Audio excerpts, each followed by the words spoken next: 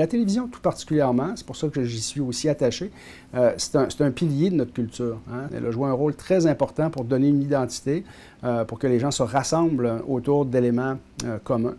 Et là, ben, on est en train, tranquillement, pas vite, de le perdre, ce fil-là. Puis moi, je trouve ça triste parce que c'est au-delà de la télévision puis du cinéma, c'est l'identité québécoise. Hein. C'est notre culture qui est menacée.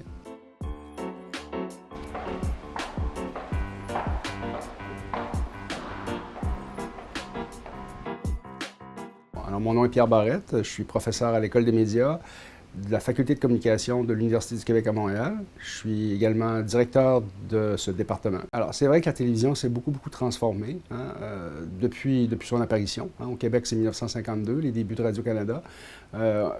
Comme vous l'avez dit, effectivement, il y a eu, je dirais, dans les années 80-90, ce qu'on pourrait appeler un pic, un sommet qui a été atteint par notamment les codes d'écoute, pas la quantité de production, parce qu'il se produit encore aujourd'hui autant d'images, puis d'émissions, puis de films qui s'en produisaient, sinon plus, mais en termes de codes d'écoute, donc de popularité de la télévision, je pense qu'on peut dire que le tournant des années 90-2000, c'est vraiment le sommet qui a été atteint par la télévision québécoise.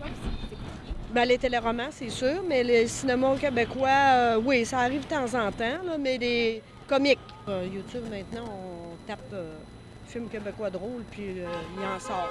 Il n'y en a pas beaucoup, mais il y en a. Bien, les choses ont commencé à changer un petit peu, et bien, ça s'explique par un ensemble de phénomènes, mais principalement, bien sûr, par l'arrivée de l'Internet, et donc le développement en parallèle de ça des plateformes.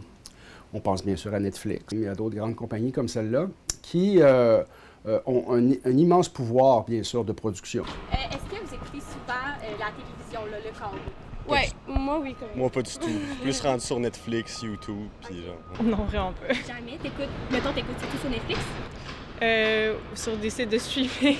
J'écoute pas du tout les téléromans québécois. Je trouve que c'est tout le temps trop dramatique. Donc aujourd'hui, on entend souvent l'expression de crise, hein, crise de la télévision. On le voit également par le fait que il y a de moins en moins de gens qui sont abonnés au câble. À vrai dire, très peu. Je suis plus radio. On a même coupé le câble à la maison, malheureusement. On n'a même pas de télévision là, ou quoi que ce soit. On n'a pas le câble. Et ça, bien évidemment, c'est pas une bonne nouvelle pour l'industrie de la télé.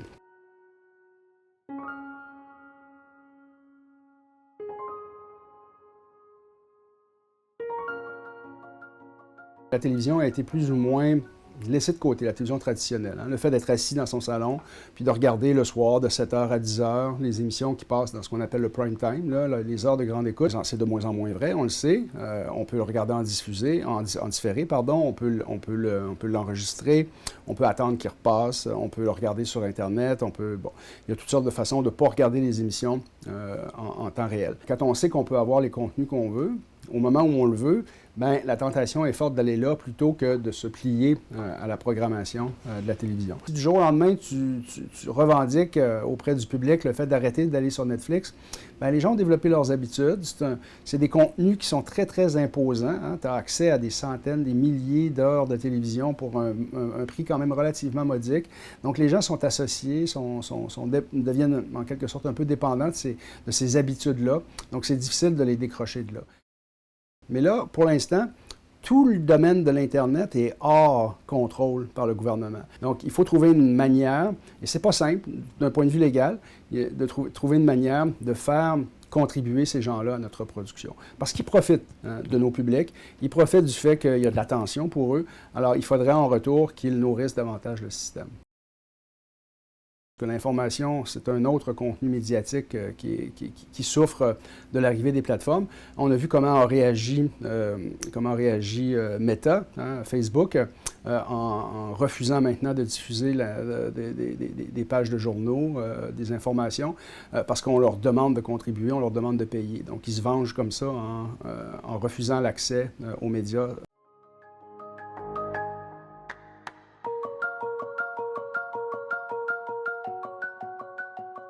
Je suis Bruno Savard, animateur du Téléjournal Québec. Je suis à Radio-Canada depuis 13 ans. Je fais des nouvelles à Québec. TikTok, c'est un tuyau.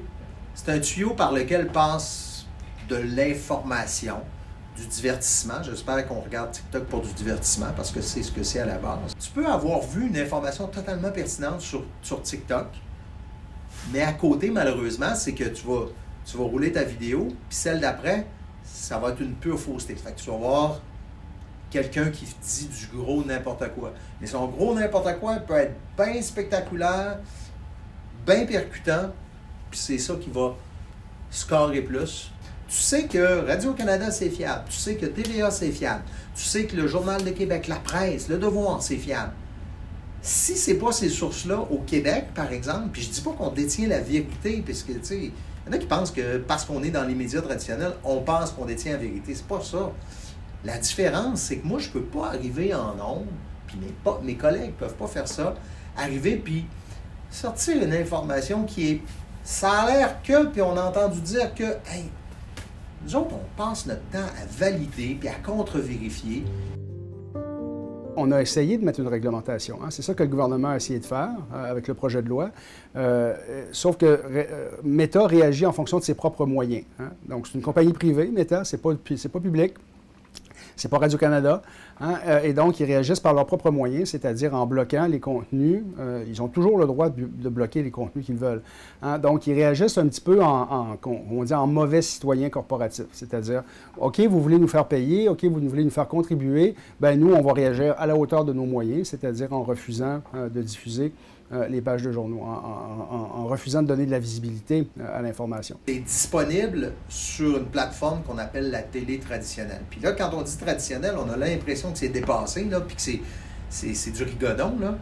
Mais la télé traditionnelle, conventionnelle, pour ma part, au téléjournal, c'est 100 000 téléspectateurs à chaque soir. C'est 5 fois le centre Vidéotron. C'est les plaines d'Abraham, pleines, à chaque soir, de gens qui choisissent de venir s'informer, puis ils restent avec nous pendant 1 heure. Là, on ne parle pas d'une vidéo TikTok qui dure 12 secondes, puis qu'on fait aller de même, puis que là, ça compte pour un clic. Là, puis là, wow. Il doit y avoir une évolution parce que il faut distinguer ce qu'on est capable de voir au niveau information d'une manière assez générale et la façon dont après les gens utilisent le support médiatique pour les loisirs et leur passe-temps, donc c'est autre chose. En ligne, je suis exposé à ce qu'il y a sur les réseaux sociaux. Hein. Je vois passer, quand les amis du Québec partagent aussi sur les réseaux sociaux, je vois des bouts de télévision, incapable de citer le nom d'une émission. Il y a les grands connus, tout le monde en parle parce qu'on avait les versions, je ne sais même pas si ça se diffuse encore, mais voilà, donc les émissions humoristiques aussi, tout ce qui a de l'intérêt sur les réseaux sociaux. Je me perds moi-même dans où trouver quoi puis où regarder quoi. Je connais certains petits outils qui me permettent de savoir où les films sont diffusés, où je peux payer pour les voir, certaines séries, certaines émissions, mais c'est assez compliqué pour en perdre son latin. Hein? Et c'est pour ça que ça nous amène à une autre notion qui est très importante en ce moment pour ceux qui réfléchissent à ces questions-là, c'est la notion de découvrabilité. Hein? C'est-à-dire comment on a accès à ces produits-là, comment le système, hein, ce qu'on appelle l'algorithme dans le cas des plateformes, comment il nous donne accès à des produits, et notamment à des produits audiovisuels québécois, francophones. Pour l'instant, les algorithmes, ils ne sont pas faits pour favoriser l'émergence des produits québécois, nationaux, francophones. Ils sont plutôt là pour favoriser certains produits qui sont plus rentables pour ces plateformes-là. Donc, la question de la découvrabilité est un élément essentiel.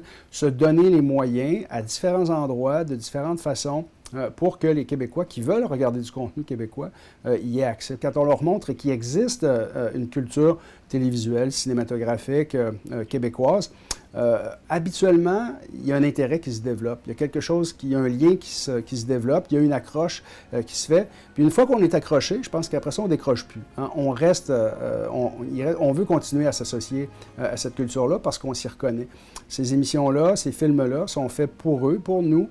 Ils nous ressemblent, hein, ils sont le reflet de ce qu'on est. Comme nation, comme peuple. Et je pense que c'est important, pas juste d'un point de vue économique, pour faire vivre une industrie ou tout ça, mais tout simplement pour créer du lien entre nous.